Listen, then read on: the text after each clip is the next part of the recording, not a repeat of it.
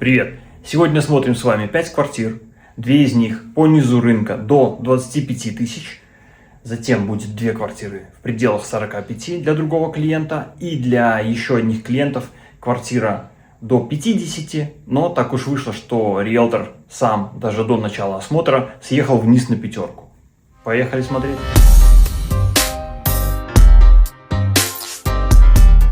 Итак, приехали на осмотр квартиры по адресу 9 де Julio 1505. Дом 93-го года постройки. Sí, ¿puedo traducir? Sí. Permiso. ¿Puedo pasar? Sí, por supuesto, adelante. Sí, sí, sí. Так, у этой квартиры есть проблема с попаданием влаги сверху. Но она лежит в бюджете клиентов. Поэтому мы ее рассматриваем. Здесь проблемы не видно никакой. Есть балкон достаточно большой. Очень большой. Такие вот антресоли. Всюду это просто зеркало. Санузел. Вот в нем была самая большая проблема. Сейчас не чувствуется, чтобы было влажным или мокрым. Может быть, это следы от того, что было когда-то.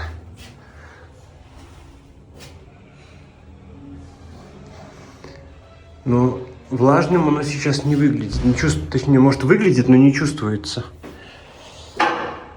Отслоилась плитка. Интересно. Так. Это такой, получается, living corridor. А, и вот второй балкон. Угу. И здесь у нас такая дверца. И маленькая кухонька. Тоже с проблемой. Сейчас будем узнавать. Bueno, y podrían contar qué pasó Sí, arriba. mira, ahí me pasaron. Arriba había una filtración, efectivamente, y arreglaron todo. ¿Arreglaron ya? Sí, mira, cambiaron los pisos, cambiaron Sí. cañerías, hasta incluso cambiaron los sanitarios. Ajá. Yo lo que le dije a la propietaria es que ayer vine con otro chico y notamos que está húmedo todavía. Ah. Entonces, para que ¿Está uno- húmedo todavía? O sea, Ah, esta yo toqué, claro, no es húmedo. ¿No sentís húmedo? No Bueno, sentí. yo creía que sí, y entonces en lo que quedamos es que iban a volver a llamar al plomero que hizo todo el arreglo de arriba para que vuelva. ¿Y ya arreglaron? Sí, ya está, esto está hecho nuevo. O sea, todo el baño de arriba está hecho nuevo. Para que lo tengas en cuenta. Bueno, Ahí entonces te pasó la foto. el problema principal fue en su baño. En el baño de arriba. Entonces por eso acá hay mucho más de Claro. todo. Y ten en cuenta que acá tampoco hay ventilación, entonces es peor el tema de la humedad. No hay un extractor, no hay una Pero ventana, claro, no hay nada, no hay nada. Pero arriba, por suerte, se cambió todo el baño. Bueno, ¿y este ya confirmaron en alguna manera con comprobantes o alguien visitó su departamento? Sí, un plomero. El plomero que hizo Solo- esto, Ujú. él mandó estas fotos y acá grabó un audio Ujú. que yo te obviamente Sí, te puedo sí. reenviar a vos. Hola señorita, ¿cómo le va? Buenas tardes. Bueno, mire, nosotros el lunes ya lo hicimos arreglar todo. Ujú. Podía Esto ser, fue el mes pasado.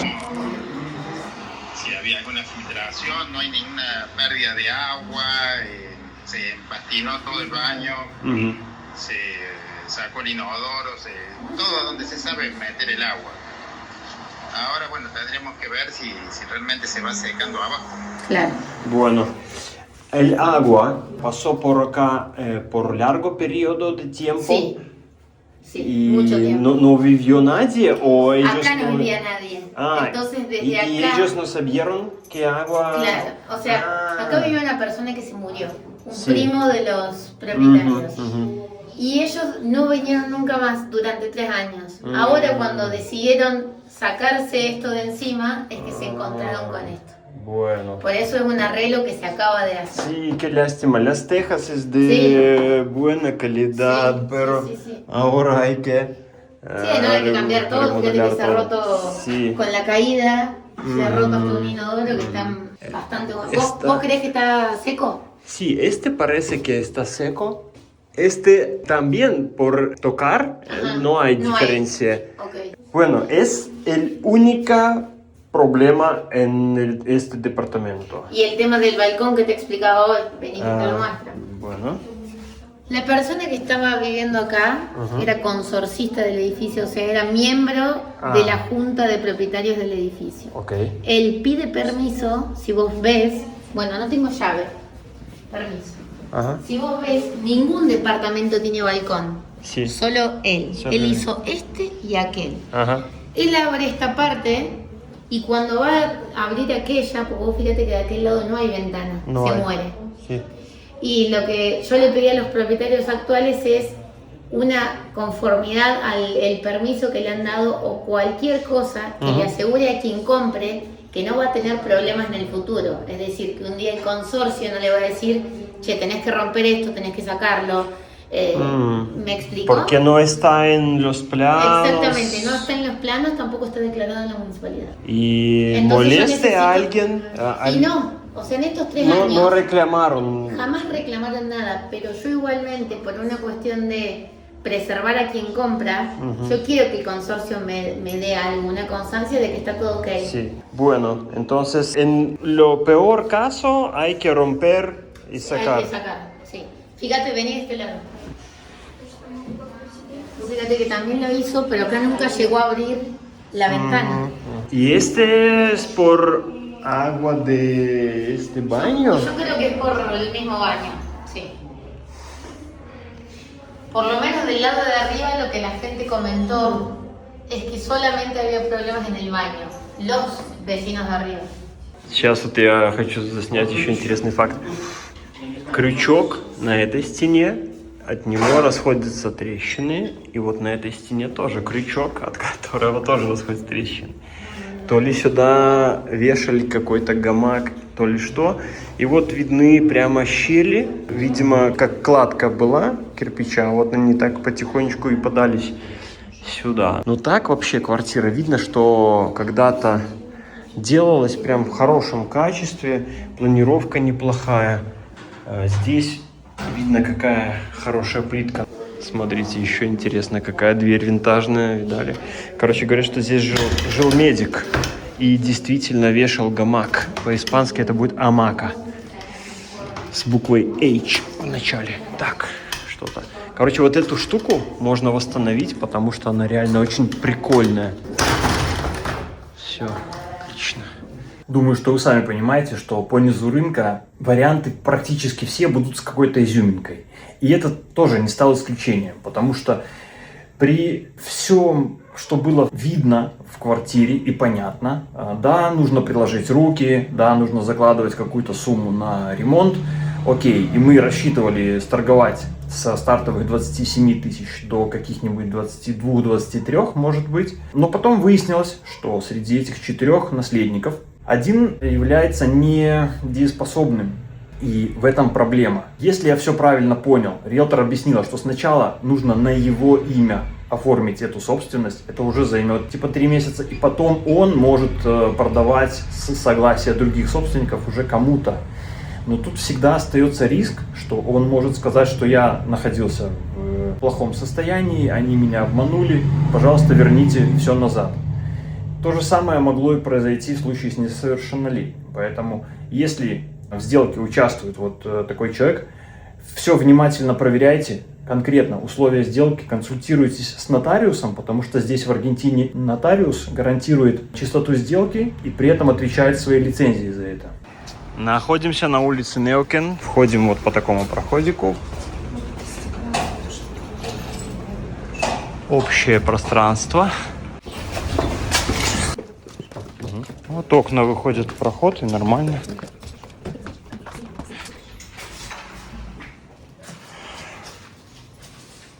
Так, это у нас так разводка. ¿Los cables es internet? No, es del portero eléctrico. Ok, bueno. ¿Hay luz? No, yo te doy. Sí se hizo el apto eléctrico. Ага. Para pedir el servicio nuevo se cambiaron todas las perillitas y el tablero nuevo. Ага. Entonces yo te doy eso aprobado por un electricista matriculado. Bueno, hay que pedir alta. Hay que pedir el acta, el gas sí está conectado. Agua. Y el agua también. Entonces solo hay que pedir... Seguramente esté cerrada alguna llave de paso. Llave de porque paso. Ujú. Lo último que hicieron fue cambiar las cañerías del baño. Ага. Quedó con cañería vieja, este tramo hasta acá. No está perdiendo, pero bueno, lo habían hecho porque eso estaba pasado por fuera de la pared. Ah, Caño. bueno, bueno. Acá es un ladrillo hueco en este pared. No, tengo entendido que es del ladrillo macizo, ese tipo rojo. Ah, ladrillo común. ok, que se llama. ok. Bueno. Ujú. Y un dormitorio con un placar.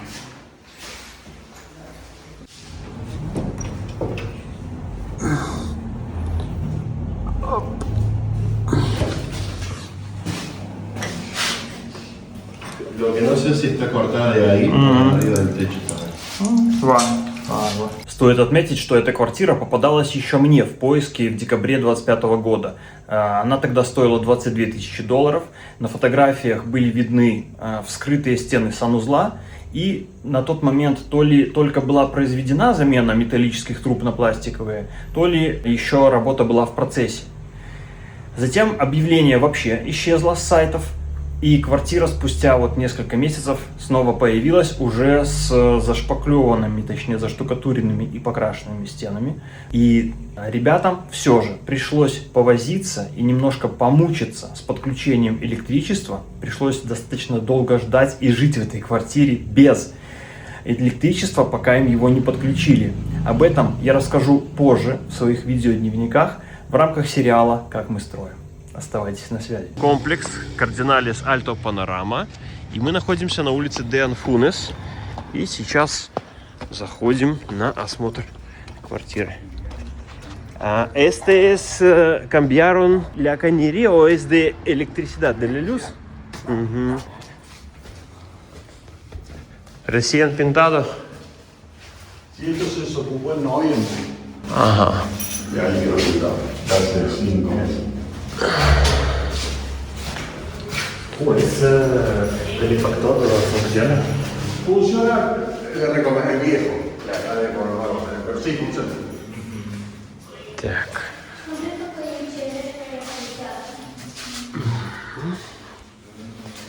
Санузел просторный.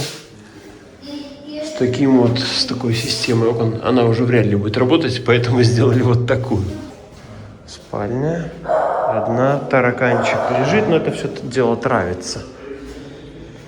И окно одно выходит в проход. Это вторая спальня. Посмотри, как фиксируешь, что открываешь окно. Да, такой вот механизм. Так, ну кухня довольно просторная. Косина, комедор, ливень.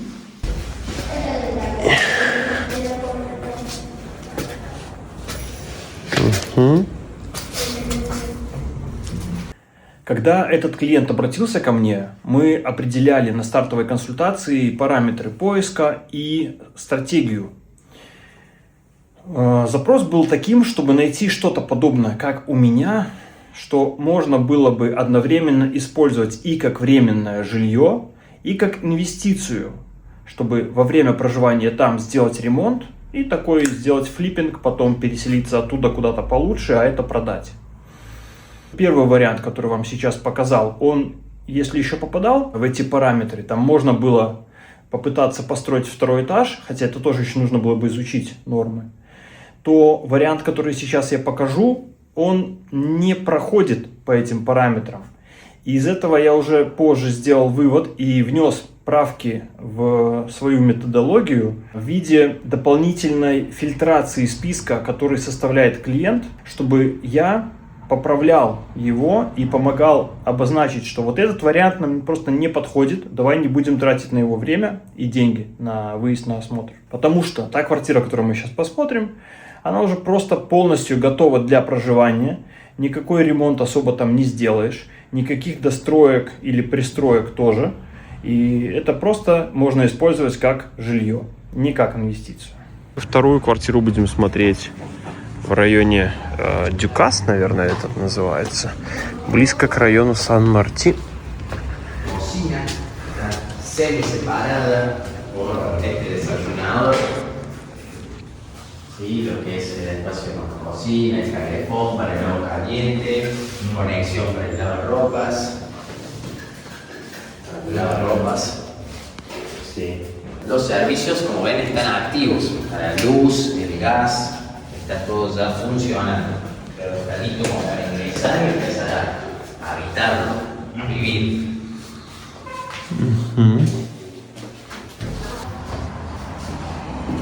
Un baño y un dormitorio con salida a patio. Приехали на осмотр вот этого здания с клиентами, где они будут сейчас смотреть себе квартирку за $45 000. Финаль де обра для этого здания уже получен. Соответственно, дан зеленый свет на эскритурирование, то есть на процесс субдивизион. Здесь из удобного то, что прямо к зданию примыкает парковка, где есть помесячные абонементы. Нужно будет связаться по этому номеру и уточнить стоимость. Мы вошли в здание, значит, то, что мне сейчас сказал Люсиано, риэлтор, то, что вот зданию 10 лет, оно получило финаль де обра. Консорциум оформляется только после того, как есть скритуры на все квартиры. И тогда же начинают платиться экспенсы. Сейчас взимается плата на администрирование, на уборку и так далее. Но позже, после завершения процесса субдивизиона, будет создан консорциум и будет установлен регламент de copropiedad. Это регламент сожительства, то есть определенные правила. Здесь я вижу следы. Здесь вот ржавчина, тоже не очень хороший признак. Сейчас мы по лестнице поднимемся на второй по аргентинским меркам этаж. Вот парковка. Света достаточно много. У кого-то собачки лают.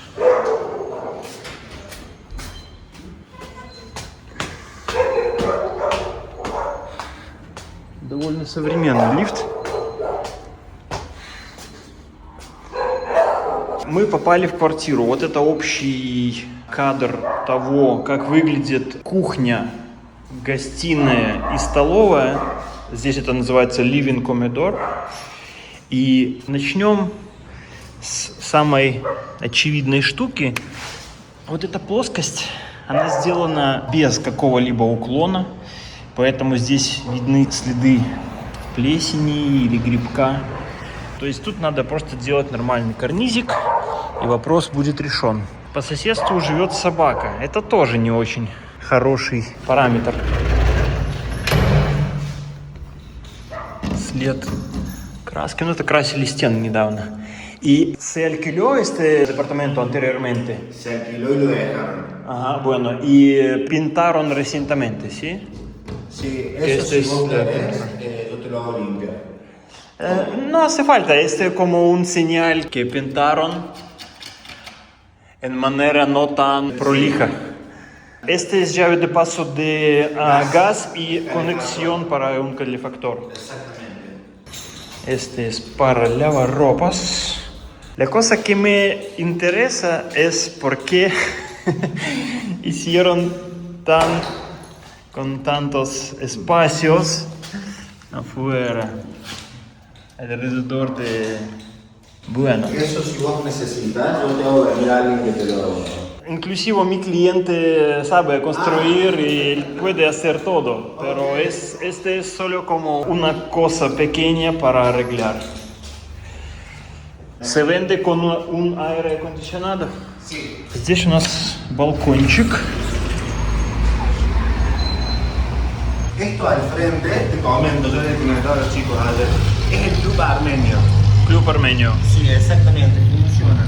Un colegio, si no me equivoco, y en realidad es un club que conglomera muchas comunidades católicas ortodoxas. Ah, Tienen muchas familias árabes, rusas ahí, porque son del rito ortodoxo. Mi hija suele venir aquí porque va al colegio San Jorge, que es un colegio, uno de los pocos colegios católicos ortodoxos de Córdoba. Entonces, acá vienen muchas familias de Siria que son de Siria también. traídas, viste, exiliadas de la guerra. Vienen rusos que viven acá que son católicos ortodoxos, árabes. Армянский клуб и улица называется Армения. Так, смотрим на этот шкаф. Двери, кстати, ездят довольно плавно, с какой-то инерцией даже. Но качество установки розеток очень интересное. Правда, это старая розетка с коаксиальным кабелем телевидения. Она уже точно не нужна будет на текущий момент. С интернетами всякими. Ну и качество сборки шкафов тоже аргентинское.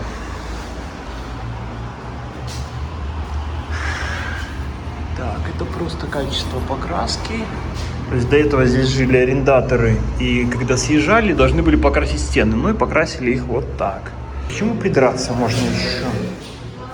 Посмотрим санузел.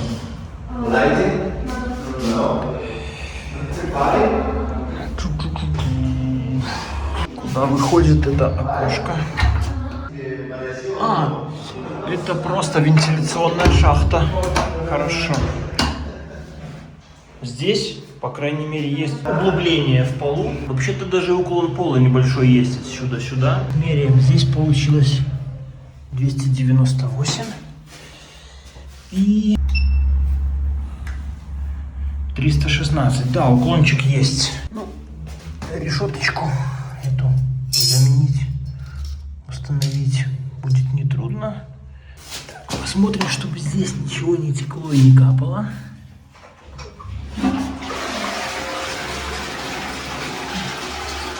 Оп. Фонтан имеется. Видно, что будет снимать, если что. Да? Какой-то комплимент, мне кажется. Ну, это просто разница в культурах. Видишь, тут принято пользоваться. Так, что еще здесь в санузле обнаружилось, это вот этот знак влажности. То, что разбухло. Хотя здесь и есть вентиляционное окошко, но оно не чувствуется, чтобы вытягивало вообще хоть сколько-то. На двери мы видим эти следы не только изнутри, но снаружи по какой-то причине тоже видно, что все это отошло, отвалилось. То ли здесь заливало, затапливало, то ли это от постоянной влажности происходит. И решать это как можно? Либо установкой сюда принудительного такого вентиляторчика, допустим, даже в эту же стену, чтобы он высасывал влажность из помещения, тогда будет работать. То, что могло остаться незамеченным, но не ускользнуло, это вот эта трещина на полу. Тут у нас есть еще одна. Значит, здание просто дает усадку. На стенах трещин не видно, но стены можно штукатурить и красить. А на плитке ты уже трещины не замаскируешь. Наверху делали розетку. Наверное, хотели изначально кондиционер сюда устанавливать, но потом пришлось ввести им вот так вот через удлинитель отдельную розетку для кондиционера сюда. И вот еще интересный момент тоже. Это получается вот по всей плоскости этого пола есть трещины плиток. То есть здание усадочку дает. Обнаружился еще интересный момент. Вот эти так называемые llave de paso, то есть проходные краны. Вот этот кран, который перекрывает холодную воду в санузле. Сейчас получается она перекрыта. Горячая вода перекрывается на кухне. Он сейчас закрыт. А холодная вода, долго искали, где перекрывается, чтобы перекрывать здесь и здесь.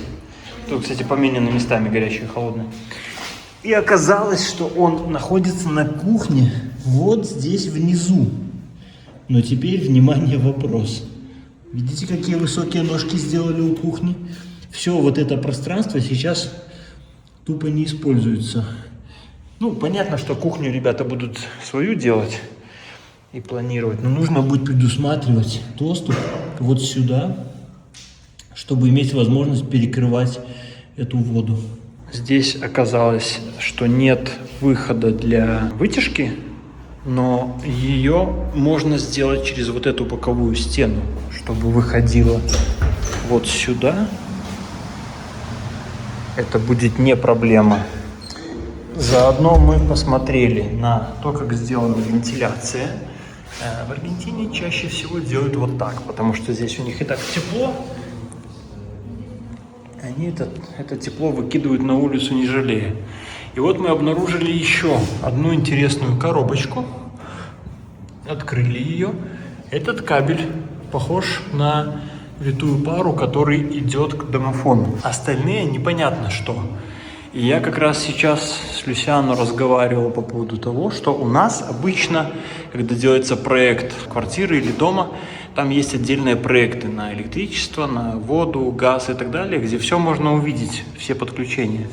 Здесь он запросит, конечно, но пока остается загадкой, что идут вот это за кабели, этот не подключен, это похоже на заземление, и остальные идут, вот они просто не подключены. Сегодня утром я съездил с клиентами на осмотр квартиры и должен без хвастовства просто проконстатировать факты. Я не зря взял с собой лазерный дальномер. Это, я понял, вообще отличная практика, которую теперь нужно сделать обязательной при каждом визите.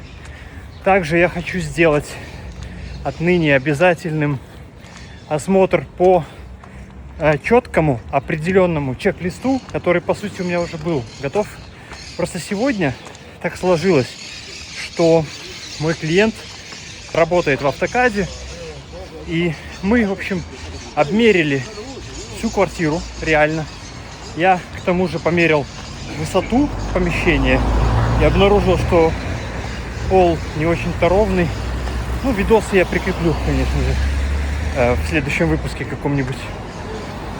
И что интересно, обнаружил я с этим дальномером, что высота от пола до потолка в каких-то случаях составляет 2 метра 39,5 сантиметров, где-то 2,39,1 миллиметр, а где-то 2415 миллиметров, ну то есть 2 метра 41,5. Зданию 10 лет. На полу, на плитке видны трещины, что свидетельствует о неравномерной усадке, что в свою очередь свидетельствует о некачественно или неграмотно, или топорно, или похабно, или как хотите назовите, сделанном фундаменте. А это тоже такой мощный аргумент. Короче, в целом, по соотношению факторов, квартира клиентам понравилась. Но они заранее, до того, как меня туда приглашать, сами обошли и осмотрели достаточно большое количество квартир и уже немножко выработали некоторую насмотренность, благодаря чему им легче было уже определяться, просто путем элементарного сравнения понимать, что эта квартира им больше подходит, а это меньше. Но перед визитом мне была поставлена просьба, типа у них вот стали ощущаться розовые очки в отношении этой квартиры. Была просьба их максимально, простите за выражение, засрать. Я считаю, что мы с задачей справились и, может быть, даже где-то немножко перестарались. Объясню почему. Список аргументов, которые мы совместно с клиентом нашли, оказался достаточно велик. Во-вторых, против заявленных 51 там, или 52 квадратных метров полной площади мы намерили 39 с балконом. Что они туда еще считали в эту площадь, я не знаю. Короче,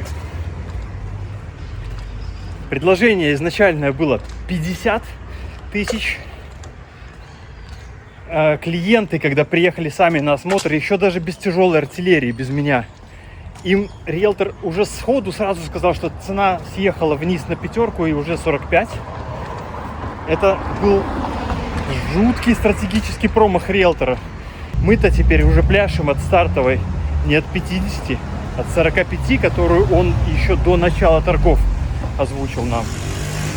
И теперь, учитывая все эти аргументы, учитывая те даже предварительно, примерно посчитанные затраты, которые так или иначе придется понести клиентам, замена лопнувшей плитки, эскрутурирование, это еще 3 косаря и так далее, мы совершенно обоснованно планируем сделать, очень унизительное предложение в 38. И то при этом получится, что цена квадратного метра будет даже вполне адекватной, потому что 39 квадратных метров реальных, которые мы намерили, за 38 тысяч это примерно получится $950 за квадрат. Что-то такое. А я скажу с практики, по опыту, по статистике продаж уже с моими клиентами, это нормальная цена от 700 до $900.